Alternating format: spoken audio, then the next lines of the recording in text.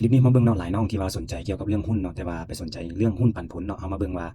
มันคิดอะไรจังใดเนาะล่ะเฮาต้องมีเป้าหมายเลยเนาะว่าเฮาอยากได้จังใดมันจึงจะได้ผลตอบแทนที่เฮาต้องการเดี๋ยวมาเบิ่งวิธีคิดอะไรนํกันเลยอันนี้โจทย์ของเขาแม่นอยากได้เงินปันผลเดือนละ$500ต้องมีเงินต้น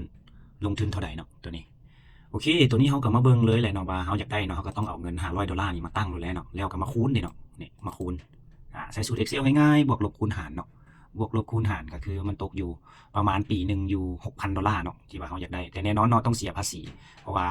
อยู่แอปว่าอยู่ใส่เนาะแม่นต้องได้เสียภาษีให้ประเทศกับเจ้านั้นเนาะหลังจากนั้นหั่นก็แม่นเอาเงินปันผลที่ต้องการนี่เนาะมาหารให้มาลบเนาะมาหารให้จำนวนที่ว่าเฮาต้องเสียให้กับ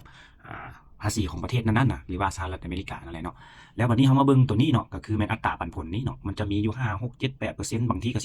12%หลายอันเนาะหลายอันตัวนี้แล้วก็ต้องแม่นคิดไลเนาะก็คือเอาเปอร์เซ็นต์นี้เนาะมา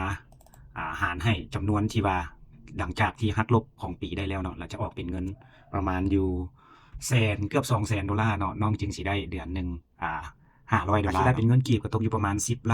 10,750,000 กีบต่อเดือนเนาะอันนี้แม่นสูตรคิดไล่ 5% ได้เนาะ 5% แม่นเซฟเนาะบ่บ่เบิดนี่50เซฟแล้วตัวมี 6% 7% มีฮอด12%ก็มีเนาะแต่ว่าต้องเข้าใจว่า high risk high return เนาะก็คือว่าตัวใดที่ผลตอบแทนสูงเนาะก็มีความเสี่ยงกว่าเนาะแต่ว่ามันก็บ่ได้การันตีว่ามันต้องได้ส่ำนี้ตลอดเนาะแต่ว่าผลเฉลี่ยเนาะมันจะได้ทุกเดือนเนาะเดี๋ยว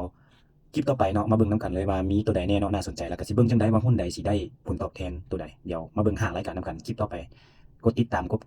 หัวใจไว้เลยเนาะเผื่อว่าสิได้เบิ่งคลิปต่อไปว่าสิเลือกหุ้นตัวใดในการได้เงินปันผล